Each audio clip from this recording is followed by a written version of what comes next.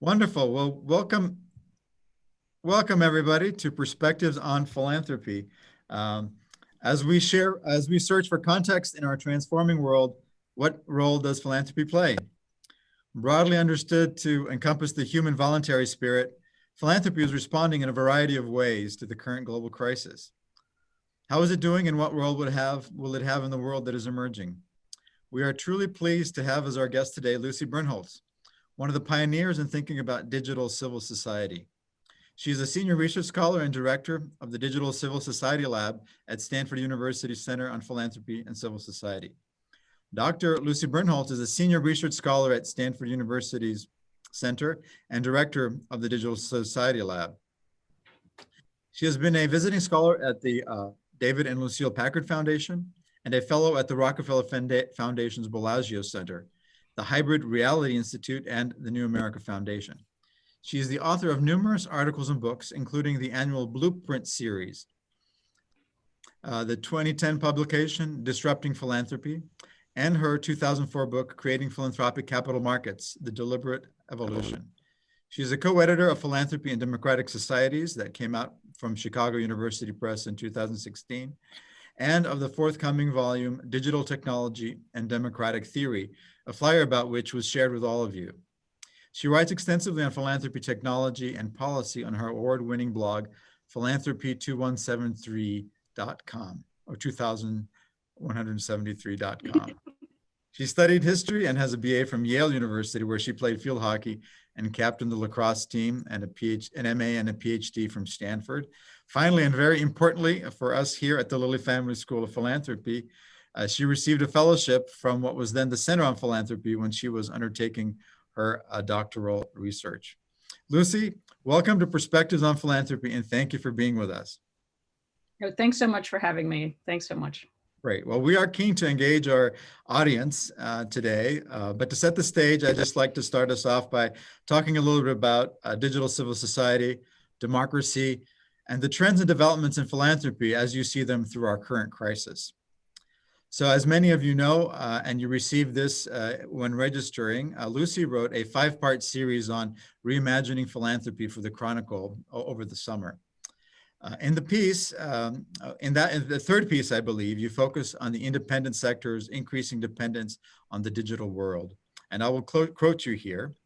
You wrote, "Democracies fall when there is no space outside the market or governments for people to gather, speak, take action, create, and care for each other. Civil society's purpose is to provide this metaphorical space. It is time to ensure that we have the same opportunities in a world awash in digital data. Simply put, digital public policies are now the policy agenda for the nonprofit and philanthropic world." It seems that all of our lives are increasingly beholden to digital networks and devices. Tell us how and why this is of particular concern to philanthropy. Sure, thanks, Amir.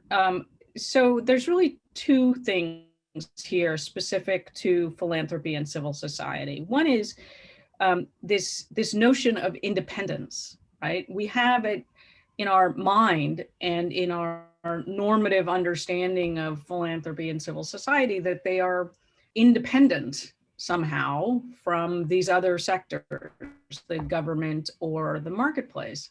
Now, we've always kind of overstated that independence. And when I say we here, I mean particularly individuals in the US, nonprofits in the US, funders in the US. And I don't know where the audience is calling in from. So this is not, there's much more nuance to this idea of independence when you travel across the globe. But what's critical for everyone to understand right now, and unfortunately the pandemic has made this much more sort of tangible to people who still were resisting this, is that we're not remotely independent from the digital systems that drive the modern world. I mean, we couldn't be having this conversation without digital systems. Right now, this entire conversation is happening on the servers at a company called Zoom. And when we're done, it will last there. And they know who's here. They know what we're talking about. They know how long we're sticking around. And now it's not particularly important that this conversation is taking place in that way. I mean, there's not likely to be a particular threat to anyone from that, but that same dynamic is true in everything we do philanthropically and in the nonprofit world today. Whether if you have an email address, your inner workings of your organization are happening and captured on the servers of a set of companies over whom you have virtually no influence and who have a record of everything you've done. So in the parts of civil society and for the purpose of civil society, which is to act as a counterbalance to market forces and government forces, that lack of separation fundamentally erases this idea that we're an independent sector. And so I think it behooves us, I insist that it behooves us to reimagine what then civil society and philanthropy are going to look like, either just accepting that reality and abandoning this idea of independence, or trying to seek some new form of independence. So that's the first one, is that we're no longer independent. And I'll argue this till the cows come home. We are completely dependent. And that requires us to recraft our entire frame. The other really critical thing for philanthropy and nonprofits right now is there is a massive undertaking going on about a potential philanthropic resource. And philanthropy and nonprofits are ignoring or not participating in or barely paying attention to the creation of the rules, regulations, norms, and institutions for donating that resource. And that resource is digital data. So here you have this whole sector that claims to be about donating things, resources, money and time, which we track and talk about and think a lot about. And thanks to the work at Indiana, we have remarkable resources about. And here comes this new resource that could be potentially part of that dynamic. And nonprofits and philanthropy, I mean, not universally, there are some who are critical in this, but most of them are sort of just going about their business as if this massive new potential source of either positive change or profound harm isn't their bailiwick. And that just doesn't even make any sense to me. I can't wrap my head around, but those are the two big reasons.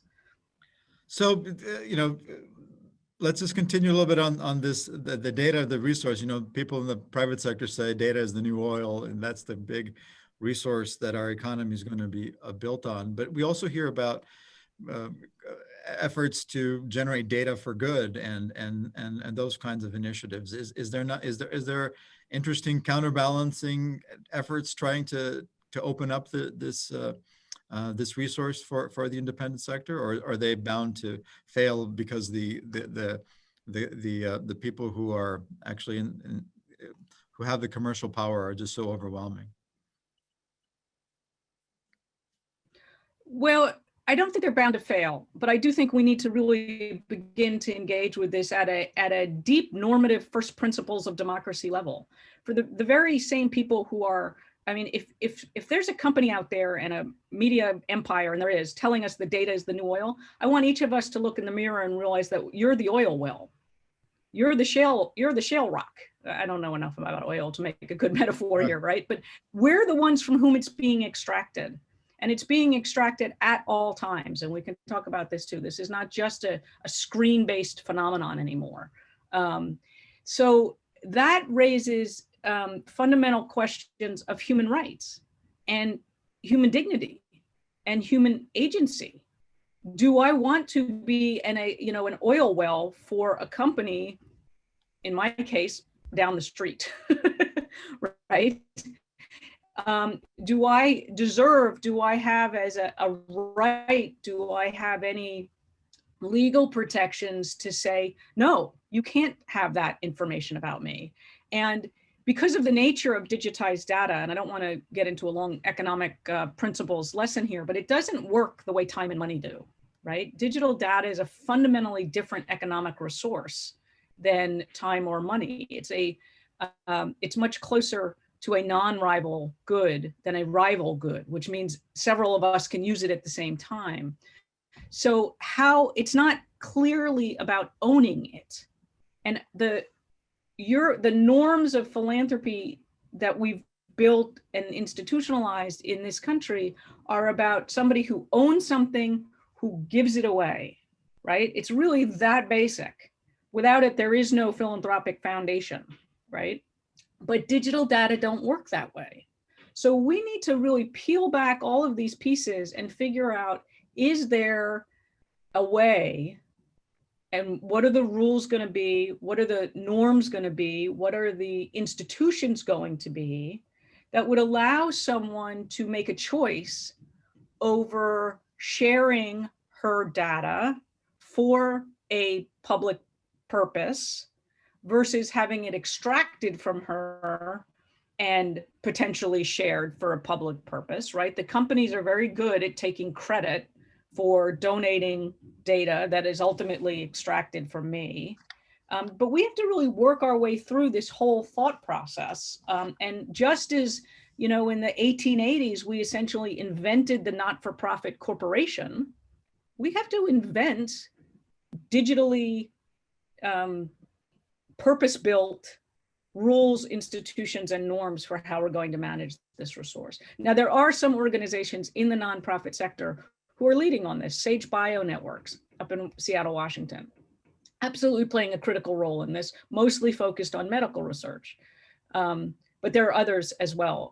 One of the examples, I have another book coming out next fall. I write a lot about an app called iNaturalist, which people on the call may be familiar with. iNaturalist is an app that helps you identify flora and fauna wherever you may be. You can simply take a picture of the bug or the tree or the hummingbird that's outside my window right now, snap it, upload it, and it will be identified for you. And that is a data donation. You have just contributed your photograph to what is now the world's largest database of ground level information on biodiversity, the largest database that's ever existed. And scientific breakthroughs are being powered by that. But your role in that is completely unclear according to the kind of laws and norms of volunteering and philanthropy. That's fascinating. Well, we're going to do a lot more, I think, and have many more questions about the digital world that is confounding so many ways we think about giving and contributing. Let's turn a little bit to philanthropy and democracy, which have stood in tension even before our current era of polarization and the Trump years that have gotten worse. We've had growing inequality and increasing scrutiny of billionaires who make decisions that affect all of us that we don't have really much to say about. So how do you see the proper relationship between philanthropy and democracy? So let's take apart the first word there, philanthropy. One of the things that I think a lot about, that the Chronicle series thinks about, the Blueprint series thinks about, my books think about, is when did philanthropy become synonymous with foundations and nonprofits, right? That itself needs to be taken apart.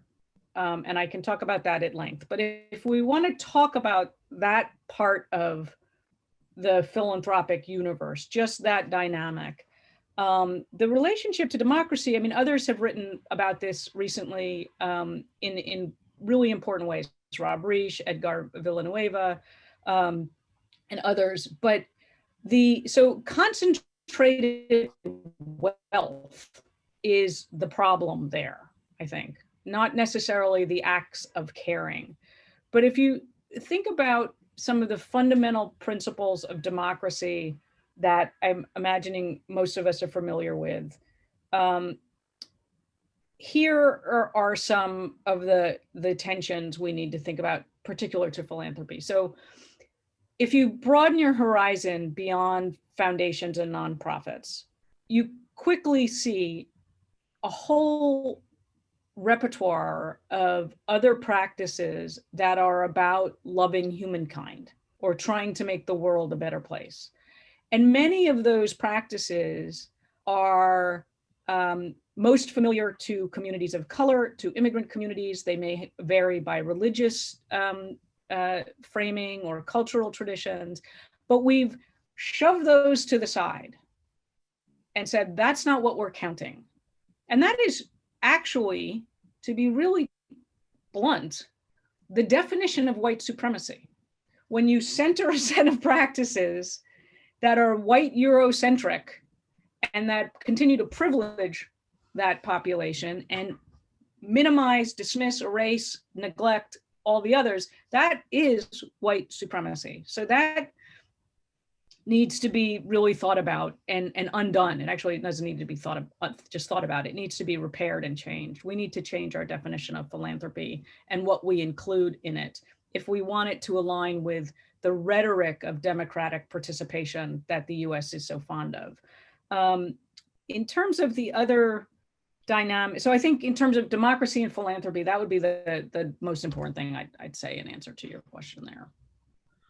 Well, following up on your issue of going beyond kind of the institutionalized piece of it, in the wake of the killing of George Floyd and Breonna Taylor, we saw kind of an upsurge of realization and consciousness about racial injustice, and a surge in giving to Black-led organizations and in giving to efforts to address racial injustice. Do you see these in a positive light? Are these the beginnings of the democratization of our broader philanthropic sector? They're important. I don't want to minimize them at all. It's about time. Let me put it that way. And I think big investments in organizations and leaders of color, Black-led organizations, Indigenous-led organizations, is a start. One way of thinking about it, quite frankly, is as reparations. But reparations actually involve more than just moving money. And so will the democratization of philanthropy is about more than moving money. It's actually got to be a conversation about power. Who's defining the terms? Who's making the decisions? What are the limitations on how the resources can be used? Because as I'm sure there are people on the call who are familiar with, the dynamics of care, the dynamics of mutual aid, the dynamics of, say, Black social economies, which Carolyn Shanaz Hossain has written about in great detail.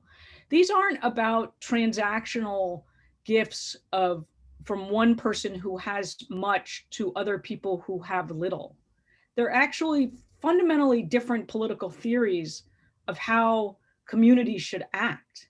And so simply putting money into those communities and expecting the white European norms to continue, that the accretion by a few of much and the voluntary distribution of that to the many is enough, is not to democratize this act. It's actually to continue to hold on to this white Eurocentric power dynamic.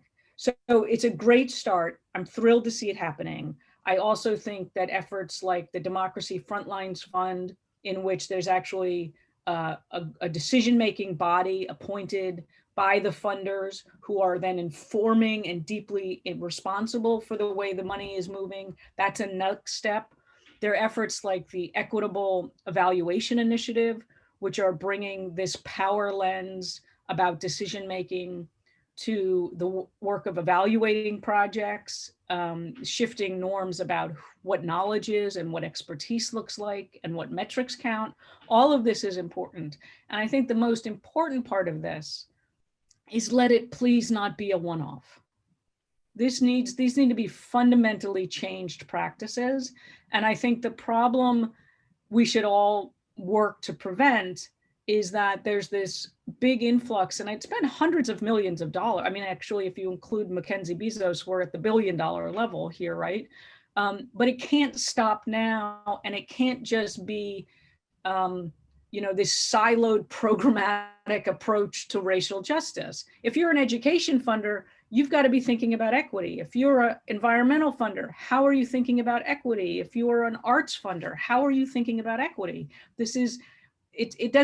Racial inequity, racism is not, a siloed issue. It's pervasive. And that's also how we have to think about it in civil society and philanthropy. So what do you think of the prospects that this will become more pervasive and more accepted across the board. I mean, in the Chronicle series, you talk about how we need to reimagine and come build back better. To use the kind of medical analogy, you've diagnosed these diseases, and what are the cures? Or do you think, is this kind of spontaneous consciousness of the pervasiveness of inequity enough? Are there institutional mechanisms, other actions that need to happen in order to correct for the diseases that we've become more conscious of? Yeah, sure. So there's, and there's a couple of levels of analysis we can talk about. We can talk about what needs to happen at an individual organization or within a particular community. I want to raise our attention a little bit to kind of the sector of philanthropy, particularly since you're gracious enough to be hosting me out of IUPUI, right? Well, you and I and some of the people on the call, I don't know who's on the call, we actually think about this kind of as a sector, as an industry, as a something at that level. There's not a lot of us who do that. Most people are sort of more involved in the day-to-day. And it's at that level where I think we have a tremendous opportunity to reimagine what counts, right? What are we counting as a philanthropic act? What are we counting as, and then privileging through laws? I mean, at this point in time, there is a very narrow band of privilege that's attached to this financial contribution to a specific kind of corporate organization.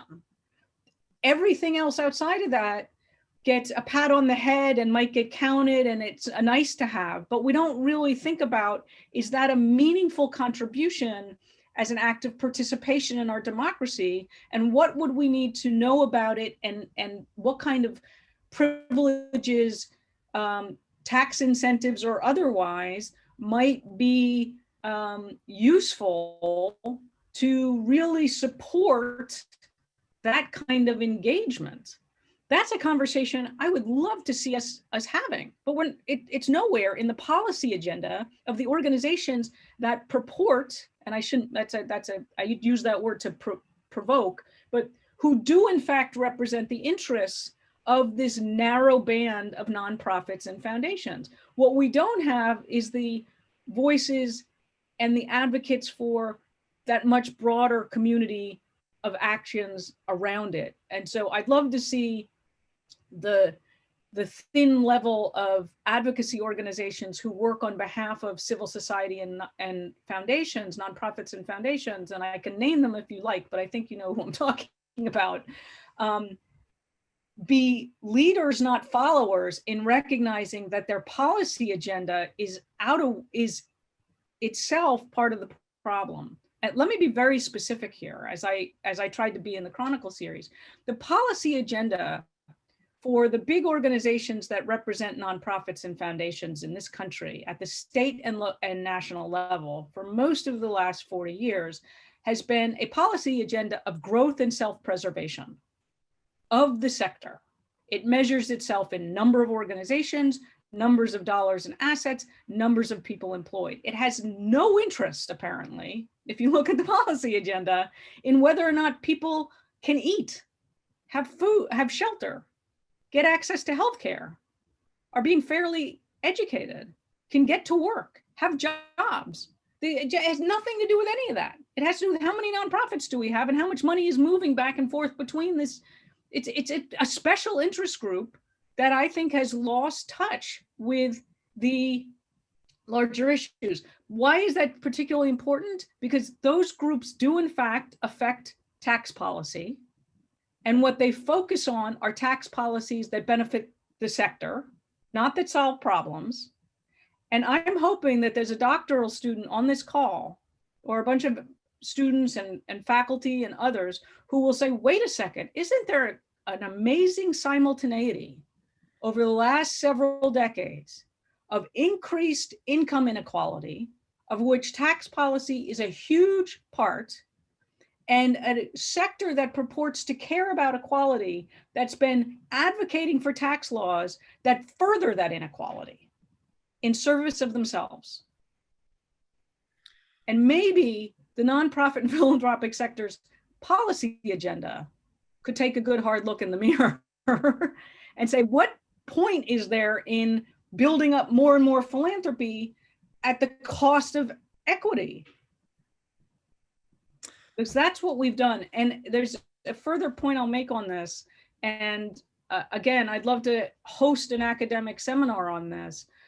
My former colleague, Chiara Cordelli, who is now at the University of Chicago, has a book coming out in January called The Privatized State.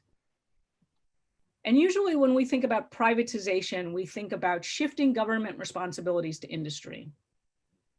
But I bring that same lens to questions about the role that philanthropy and nonprofits have played over the last, we can go back to 1969, we'll go back as far as you want, but we need to at least go back to President Reagan.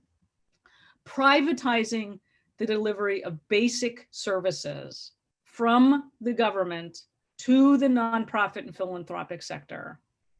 You know where that story ends? I'll tell you where I hope it ends.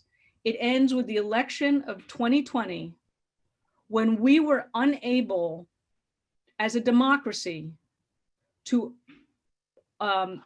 ensure free, fair, and functional elections without the intervention of almost $500 million of philanthropic support. If a democracy can't put on its own elections, it has privatized too much. I think that that's a really interesting proposition, that the nonprofit sector has been the handmaiden of inequality. And I have a college student who's home currently and tells me all about the nonprofit industrial complex and the things like that too as well. And we have to be honest with ourselves, Amir. Some of it may very well have been inadvertent. But I know that you have colleagues at IUPUI, and Stephen Tellis has written a wonderful book on the rise of the conservative legal movement. There is a significant part of philanthropy and the nonprofit sector for whom this privatization agenda has been and remains core to their view of a functioning country. So some of it's inadvertent, some of it's very intentional. Both of those matter, but here's where we are. We, as the United States of America, were unable to actually even hold elections. I'm not going to go into what has happened since and during them, but literally the mere process without philanthropic involvement. And that is a sign of a very diseased body public. So I see some of you have already started to put in some questions into the question and answer box, so please do continue. I see that Professor Lane Benjamin mentions a book by Susan Mettler from Cornell on the submerged state, also on tax expenditures. She mentions that as well. Oh, great. Thank you. I don't know that one. So we've discussed, we began our discussion by, how much of our public and private lives are increasingly mediated by digitally connected networks. And, whenever I see Wikipedia pop up in my search results on a prominent platform, I'm always reminded by kind of the voluntary beginnings of the internet and the way, it was built as a community based on volunteer efforts. And that's kind of what I imagine when I hear that you run the Digital Civil Society Lab at Stanford, that there's a bunch of people who were usually involved in places like Wikipedia now trying to figure out how to create some independence for our digital civil society and our digital world. So is my imagination correct? Tell us a little bit about the Civil Society Lab and what you guys try to do there. Thanks, Samir. Yes, that's no one's ever compared us to Wikipedia before that I'm aware of. So, and I'll take that comparison, but I'll also put a caveat on it. One of the important things to understand about Wikipedia is that I think it was Jonathan Zittrain who first said this, that it's the exception that proves the rule. So I hope we're not an exception. I hope we become more and more of a norm. In fact, when we named the lab, we hope that someday soon we could take digital out of our name. Here, our mission is to understand, inform, and improve civil society and democracies in the digital age. And what that sounds like, we sort of just tacked that on at the end. But as I tried to say earlier at the beginning, if you deeply engage with the way the political economy of digital technologies is currently structured, you start to see a lot of real challenges to our assumptions about democracy and civil society. Most simply is this one: that everything we do is impeded by a set of corporate actors. There's no, Article 4 of the Constitution that has a role for corporate actors, right? We have the president, the executive branch, the judicial branch, the legislative branch. We don't have a corporate branch, but that's kind of where we're living now. So that's kind of the big vision. What we think needs to change, the kind of work we're doing, and we are an academic institution, so we do a lot of research, we fund a lot of research, but we also try to keep ourselves honest by engaging in a regular basis all the time with people in civil society and philanthropy who are facing these challenges daily and who are coming up with a lot of the solutions. But there's 4 areas where we need change, and the lab works on 3 of them. The 4 are: we need different technologies, we need different organizations, we need different laws, and we as individuals need different norms about how we ourselves see ourselves in this digital world. The one of those that we don't work on is the last one, the social norms of individual behavior. There are other organizations who are doing that. We pay a lot of attention to the research, but we don't have that expertise in-house at this point. Let me give you an example, if I can, about what each of those 3 things looks like in practice. The technology.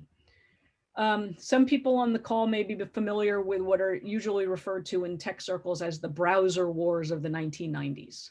So if you go back in time, your little historical mind time bubble to the late 1990s, the big tech behemoth of the time was Microsoft. We were all just beginning to interact through web browsers. Microsoft embedded Internet Explorer into its suite of products and put it on every machine. And essentially what the effort there was to control the web browser as the doorway to the internet. And there was a combination effort of both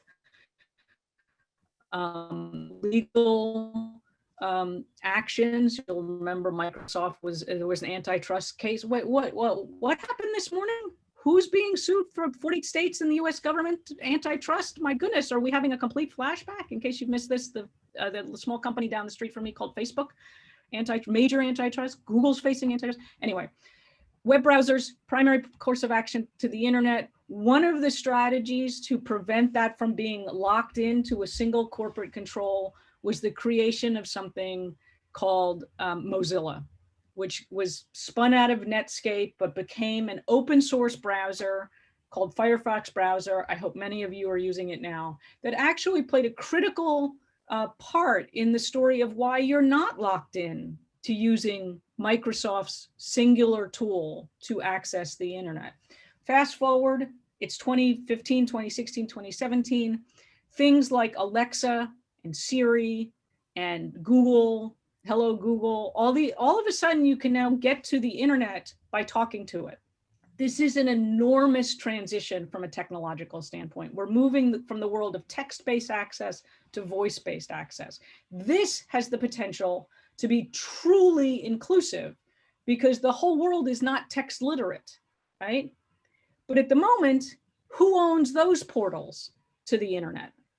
Google, Facebook, Microsoft, and Apple.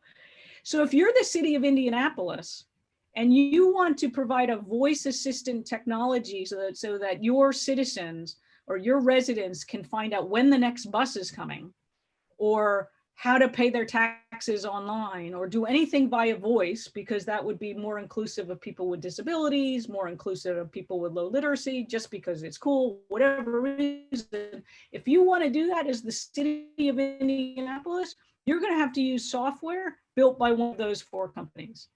Why does that matter? Every connection between Amir and the city government of Indianapolis is also going to exist on the servers of those companies. Back to the initial point. I'm going to fast forward here. We need a Mozilla of voice assistants. It's called the Open Voice Assistant Lab. Colleagues of mine at Stanford run it. The lab is trying to engage digital civil society in that. So that's an example of a new technology. We need new institutions. We're seeing this all over the place. You're hearing things about data trusts. I hope people on the call are hearing things about civic data trusts. I don't think you may have heard about open collectives. There's a lot of new ways, literally attempts at creating new institutional forms, just as the benefit corporation was created in a matter of a decade.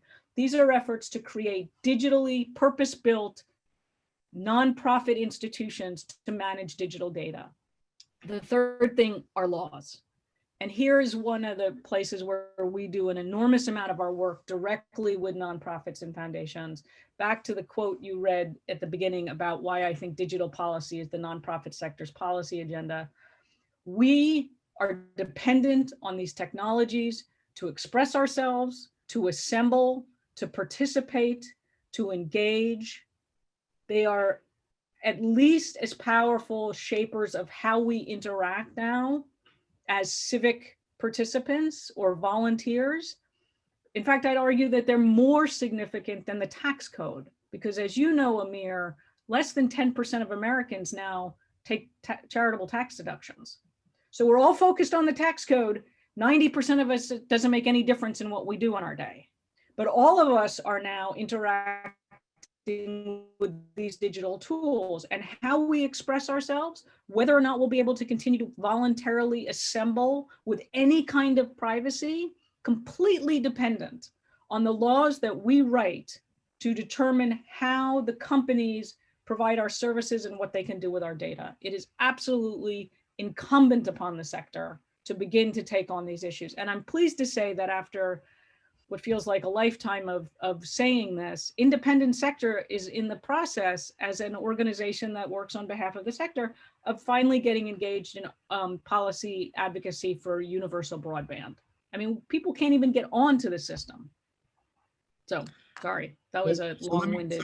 So this reflects nicely to one of our professors, Dwight Burlingham, and this reflects some of these kind of deep structural and social issues that are connected. He says that your Chronicle series and your insights today are great ideas for my last class of students at the school to reflect on as they complete their finals this week. We need to focus on what we count as philanthropy. The question becomes not how philanthropy can save democracy, but how we imagine democracy first. So he says, thanks for that. So how do you know? Can I just, I want to just build on that. First of all, hi, Dwight. It's nice to hear from you. I actually think this is critical. I have another piece that came out a few months ago in a book put out by Knight and Kettering, in which the sort of frame of the book was what philanthropy should be thinking about over the long term for democracy. And the point I keep trying to make there is, let's get very real here, folks. Democracy does not need philanthropy in the foundation nonprofit sense. And we know that because there's a slew of other democracies around the world that don't have a built infrastructure like we have here. Democracy doesn't need institutional foundation philanthropy, but institutional foundation philanthropy sure needs democracy. You don't see it in a lot of authoritarian states, right? You lose your democratic norms, principles, functions, and protections, and you can pretty much kiss goodbye the nonprofit and philanthropic sector as we count it in this country. So yeah, more power to you, Dwight. So given that Dwight helps prepare people who want to go into philanthropy, or many of them don't, but many of them into philanthropy as professionals. And for those of us who aren't really close to Palo Alto, what are kind of regular folks in the course of their professions? What can they do to prepare to be good digital citizens, and also to marshal kind of the digital possibilities to benefit those that they seek to help? Oh, okay, great question. So first of all, whatever you're working on, whatever area of work is your specialty, whether it's tax law, immigration rights, culture, art and culture, dance, education, healthcare, and whoever's training you. So since I'm talking to a bunch of university teachers, I hope, you must engage with the digital implications, rules, and regulations that are shaping that world. There isn't a part of our world that in which the what STS scholars call the affordances of digital technology, but more, or as importantly, the political economics of this digital world in which a handful of companies have so much power and so much permanent hold on this digital representation of life. It needs to be folded into that. So that's number one. You can't teach public policy anymore if you're not taking into account the digital haves and the have-nots, and then the nature of digital. So that's a very broad statement. More specifically, some things that I'd love to engage people on this call in, and I'll put a link into the chat in a minute. We launched over the summer something called DARN, the Digital Assembly Research Network. And it has grown in a matter of months to be several, I think it's close to 400 people from around the globe now, from academia, civil society, philanthropy, public policy makers, technologists, where we're trying to build these cross-sectoral relationships about the question of how do we as people assemble privately and voluntarily to take collective action in a world in which our every movement, action, thought, location is captured digitally. So that's the broad breadth of it. At the moment, the DARN is a listserv that we hold some monthly conversations on. We launched it in the middle of the pandemic because you can launch a listserv in the middle of a pandemic. But I'll put the link in the chat in just a second. I invite people to engage there. We've had incredible conversations about things like surveillance in public places and what the arguments and actions say in Detroit, the Detroit Community Technology Project's leadership in fighting facial recognition software, what that has to do with our assembly rights in the 21st century. Now, assembly and associative rights are absolutely critical to civil society and philanthropy. We don't exist without the ability to choose who we act with, right? And that is being hampered not only by digital technologies. You're probably aware that there have been 140 pieces of state legislation in the United States of America over the last 4 years to limit the right of people to assemble and protest. Guaranteed rights in the First Amendment of the country, 140 pieces of state level legislation, including things that say things like, you're immune from liability if you drive a car through a street protest. This is dangerous. So join us at the Digital Assembly Research Network. And then when I stop talking, I'll put the link in the chat. The other thing we're doing, and again, I not only invite you to join me, I ask for your help here.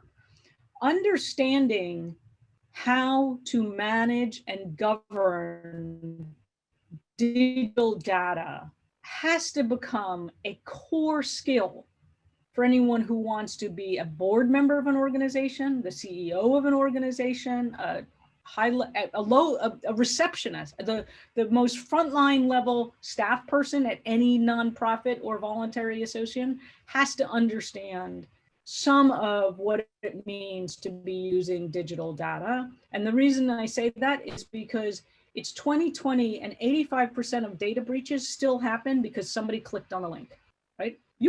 So I can say more about that. So we are running 2 programs, which we're merging into one. The one I'd invite people to join us is actually, there is a network across the US that also has some global footprint as well of capacity building programs and training programs such as yours that help people and nonprofits run themselves effectively. There's a parallel group of people who know how to think about digital data and digital security and digital governance. And those two need to become integrated. You can no longer do the one without the other. So we have something here in California in partnership with the Center for Nonprofit Management, community partners, and Citizen Clinic, where we're co-creating a new curriculum, if you will, for capacity building and training programs in which this digital knowledge, and I'm not talking like you need to code software. That's not the level at which I'm talking about this, but you need to understand the political economic nature of this reality of digital dependence, and that needs to be integrated fully into these capacity building and training programs. So I invite anyone who's interested to contact me to join us in how we're trying to do that, because it's hard to build this, and we need your expertise. All of that information on all of that's on the lab's website. If you're interested in the DARN, I am going to drop the link into the chat right now, and it's free, and we invite you to join us and actually help us figure out what people are doing and what they're interested in. It's very much a community in emergence. Great. Thanks for sharing that, Lucy. We have a relevant question here from Aaron Scott, who says the development of new technologies, new organizations, and abilities to influence legislation takes money and power. How do you see grassroots workers effectively calling for change to the very system we are beholden to for our financial survival? Yeah, this is hard but important. So one of the other things that's going on right now that I've written, I think I mentioned it in the Chronicle series, I'm not sure.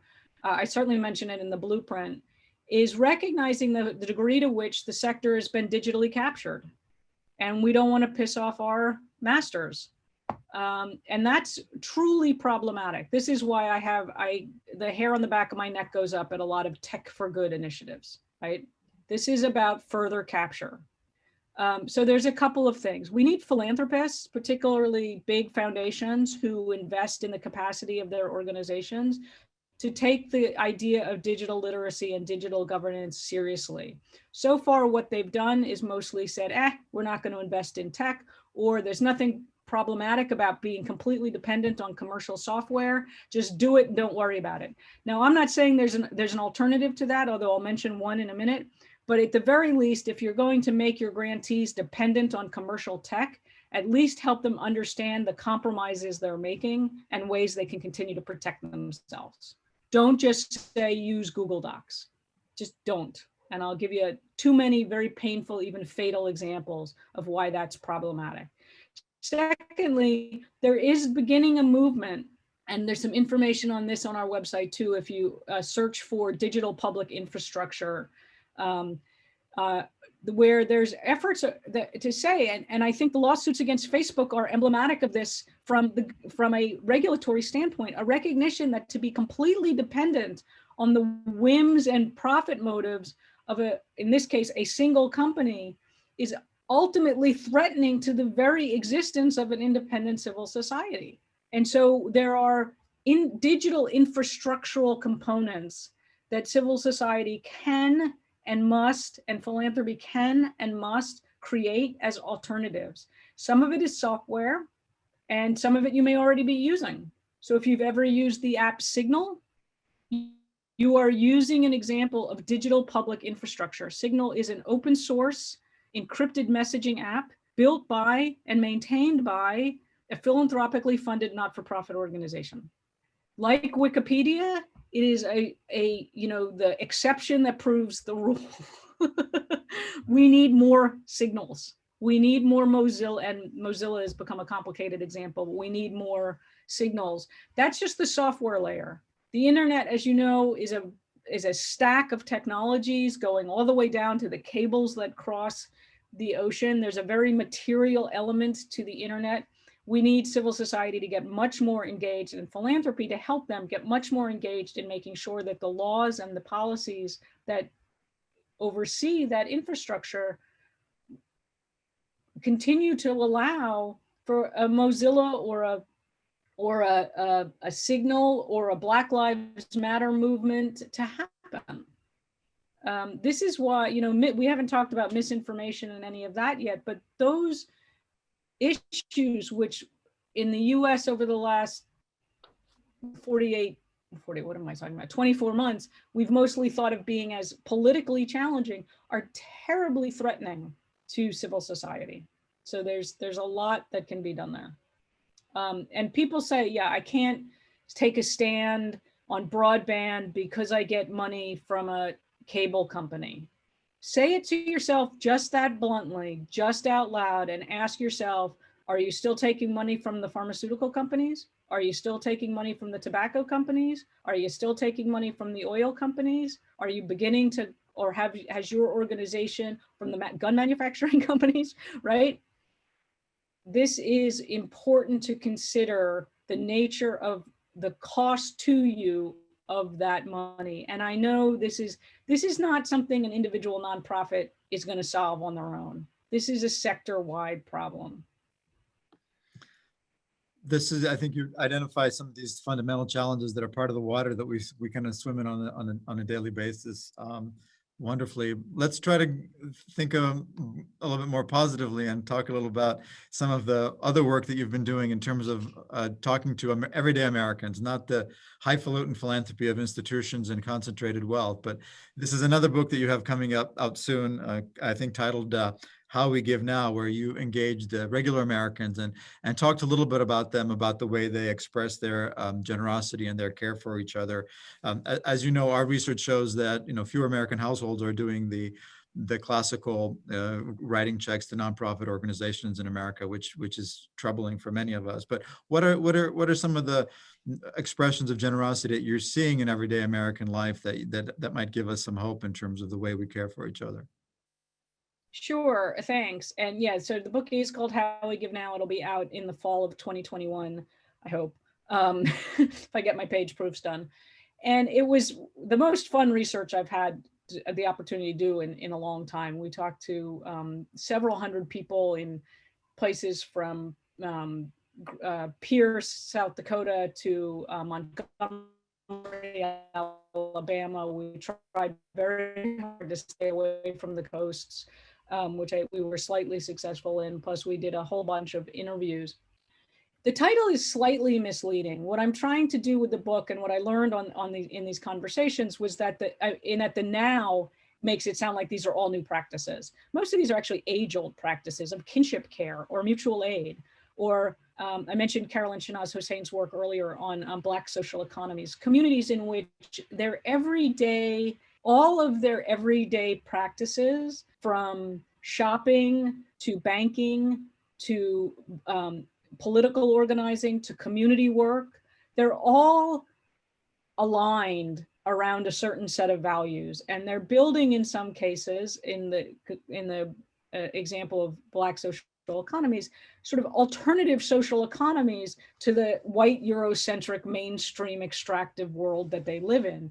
Now, some of it is by choice, and much of it is by necessity. If you can't get a loan from a bank because you're a Black person, you need to create an alternative financing system so that you can actually thrive. And that's been going on for years. And so these lines that we've tended to think of as immutable lines that divide politics from charity, from shopping, from investing, from banking, those lines are virtually invisible when you actually talk to people about what are they doing to make the world a better place and how do they think about giving. And then because of, and I think this will only continue to grow, largely as a result of climate migration, as well as other reasons for migration, the more we become a world of diasporic communities, the more these practices of kinship care rise to the fore. And this is, we do track diasporic giving in some places, and we think about helping your neighbors and thinking about direct support from person to person. But all of that is becoming much more visible. I think we need to make it much more visible. It's a world of tremendous abundance, of tremendous vitality, and of tremendous satisfaction for people to be able to care and be cared for. And very little of it necessarily is necessarily intermediated by a not-for-profit organization. Another big thing that comes out in the book that I think is really worth both understanding at the human level and at the policy level is person-to-person financial transactions, which are being facilitated right now at a scale that's mind-boggling on crowdfunding platforms, or directly through Venmo or PayPal. And as far as the philanthropic industry is concerned, those data streams are invisible to us. So there's all of this action and money and care, and we can't see it. So we also need new research methodologies. And then finally, the thing that's really new, or taking on a new and much more broadly participatory role, is the idea of giving data, of donating data. And so here's where the story I mentioned earlier about the iNaturalist community, this is true also in people who donate or contribute or share, or whatever the right verb is, because I'm not sure we know what it is, their medical information. either through patient forums or through direct contributions of DNA, people who've swabbed their cheek to be part of a bone marrow registry. And what's fascinating here for the scholars in the room and the democracy thinkers in the room is these activities of sharing digital data for a public benefit, which fits my definition of giving, are as likely to be intermediated by a commercial company as they are by a nonprofit. In fact, no one has done more for the possibilities and dangers of contributing medical data for medical research than 23andMe and Ancestry.com, which have made, getting your genealogical information, who figured out a way to both charge you money and then make money off of your absolutely 100,000% personally identifiable information, which not only implicates you, but all of your blood relatives. Yeah. Like, wait a second. What are the ethical bounds of this? How does it fit into philanthropy? What should be the laws? Come on, folks, if you want a new, blank canvas to start writing some rules and thinking about how this practice is going to work, there you have it.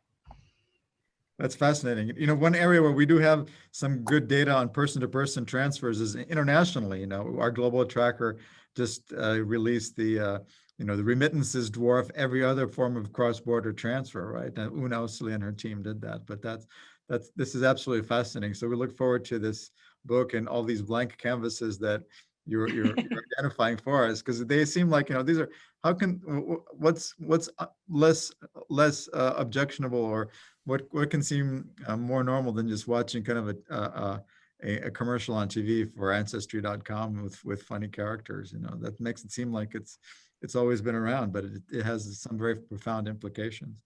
Many of our folks, when they register, and just go ahead. Because I was just going to say, so a lot of people often find this very hard to sort of figure out where they fit in. And so to the fact that Ancestry.com, particularly this time of year, advertises like crazy. Next time you see one of those ads for Ancestry or 23andMe, just remember, Ancestry has actually just been purchased by one of the biggest private equity funds in the country. Why would the private equity fund want to own Ancestry.com? If you're not convinced of the extractive nature of this domain, ask yourself that question, and then think about where nonprofits and philanthropic efforts on public benefit facing medical research that might be able to use that DNA data for those purposes, where do they fit in relation to something that's owned by a private equity firm, which really bought the company for the data, this very personally identifiable data on everybody who's ever used that service. That's the nest we need to get to and unpack and figure out, where does civil society and philanthropy going to fit in there in the future. And speaking of the future, so many of our folks, when they registered to join us today, wanted to get a sneak preview of your blueprint, which is in your annual forecast for our sector that many people follow and probably many of them know you best for. So can you share some sneak peeks in terms of what Blueprint 2021 is going to say? Well, that's what this whole conversation has been. You've just heard it. So, although I think what's unique about this one, and first of all, thank you to people who read it. That's heartwarming to hear, and I hope it's helpful. It's the 12th annual one of these. I don't imagine any but me has read all 12 of them.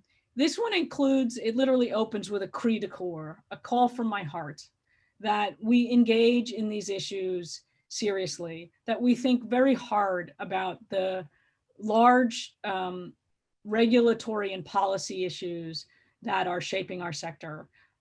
These questions of income inequality and access to healthcare, fair access to education, and think critically and also imaginatively about what it would look like for civil society and philanthropy to be able to really make a difference in those domains. One of the things I say in the blueprint which I don't think I said in the Chronicle series, I can't remember where it says, is that we've reached a point where I believe philanthropy in this country, and here I am using the institutional foundation definition only, has gotten too big to succeed. And what I mean by that is over the last 8 months here in the US, we have lived in a uniquely failing set of public systems. We have children who can't go to school. We are, our healthcare system is today literally has collapsed. We can't provide an ICU bed to the people who need them in this country. We have an enormous rate of poverty and hunger. We're on the brink. We're 2 weeks away from a massive eviction problem. Things are going to get worse before they get. I know you wanted to end on a good note, but I have to just point out that the myth of the thriving U.S. society is a myth, and all you need to do is look around at yourself and process. I hope not yourself, but your neighbors. We are failing on the basic services that a modern society needs, and we've known this. We've known it for a long time. My God, the little Miss Flint who's been, asking for clean water, has aged before our eyes. She's no longer a little girl. And we have to ask ourselves as a sector, as individuals, as voters, as donors, as civic-minded individuals, as academics, and as people in the modern world, is this all right? And who's going to get us out of this? And we're going to get ourselves out of it. We are the ones who can make sure that our children can be educated.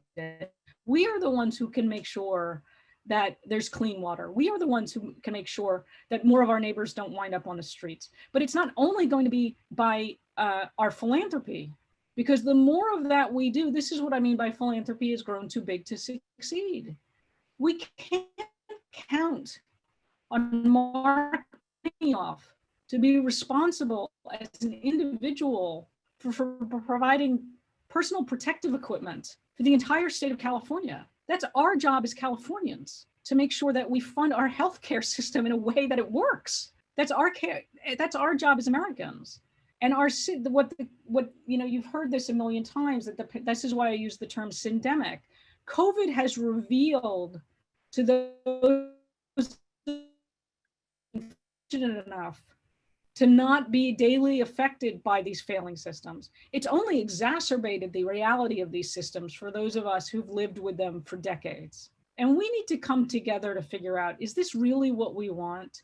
Do we want a system in which we count on the generosity of a few individuals to provide basic protective care in the middle of a pandemic? That is not the right role of philanthropy. Find me a philanthropist. Find me a high net worth individual running a big foundation who says, I want to be in the business of making sure elections can happen. I want to be in the business of basic food provision. I want to be in the business of basic shelter. That's not even what they talk about, or what we've taught them, or what they think their role is. And it's inappropriate in a democracy for those decisions to be made by individuals and organizations as a people have no influence. It's inappropriate. It's not a democracy. And we really have some big questions about, I can't even remember them, but that's the cry from my heart. And I think what it requires, to be honest, and here I'm stealing from Arundhati Roy, the Indian essayist, who talks about the portal as a pandemic. Pandemic as a portal. Right. If you think about being able to go through a door into a new space, there are things we're going to have to leave behind, things we should eagerly leave behind. And I think some of those are very important to put very painful names on them. One of them, I think, I've already mentioned, I think, is the tax policy agenda of the whole sector is actually making inequality worse. We're not solving it, we're making it worse. And so I think the opportunity here, you also asked about the funding that's focused on racial justice. Absolutely, take it forward and improve on it. There's no justification for going back. We can go forward and say goodbye with our regrets to the mistakes that we've made, try to repair the damage, and imagine and build a future that is actually lives up to the rhetoric that that the United States of America trots around as if it were true, but honestly, if we're honest with ourselves, has always been mythological, and the outer boundaries of those myths are being experienced every day by our neighbors, friends, and family. And that is not the world we want to be part of. Well, Lucy, you give us a trenchant and a sobering assessment of what awaits us and the challenges in front of us. I just want to give you a moment to give our listeners or participants any recommendations in terms of what they should be reaching, watching, or listening to gird themselves for this. And also, to the extent that we are fortunate because we are all here and are not on the front lines of dealing with all the systemic failures that you have identified, what non-philanthropic or non-democratic, non-public policy things do you read other than Arundhati Roy to give you inspiration and steel you for the challenges that are ahead of us? So the usual answer to this question when I'm not in shelter in place, which we're in here in California, is my biggest solace has always been fiction. I'm a huge fan of fiction. There's actually a term, I think, for people who bibliotherapy or something, which I didn't realize I was participating in until recently. I'm also a dog lover and a nature lover. I do a lot of hiking. So podcasts have become, a key media for me. The one I would recommend above all others, the thing I listen to, the two that I listen to as regularly as they come out. One is called Here to Slay, H-E-A-R, to Slay. It's Tressie McMillan Cottom, who is an academic. Sorry, Amir, I can't get too far away. She's a fabulous sociologist now at UNC. But also and Roxane very Gay. engaging and entertaining writer, absolutely. Yeah.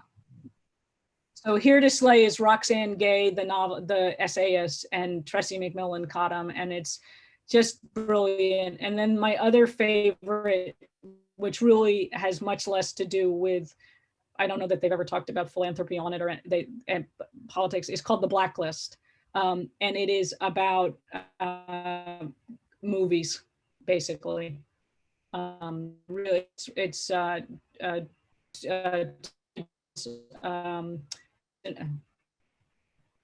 Leonard Franklin, sorry, I think I'm messing up his name. I apologize if I'm getting that wrong. I think it's Leonard Franklin and a colleague who are deeply embedded in Hollywood in the writing scene. And they do these interviews with movie makers and actors. I know nothing about movie making. I know nothing about acting. It's fantastic. It's a brilliant escape. I highly recommend it. Blacklist, I will be checking that out. Well, Lucy, thank you so much for an important, enlightening, and engaging conversation. You give us a lot to think about, and we wish everybody a good transition into the new year and all the best. We will be giving you more information as the new year starts in terms of how we will continue these conversations that have been so important. And please join me virtually in thanking Lucy for her insights and her time and for the work that she does. Thank you so much. Bye-bye. Thanks, Amir.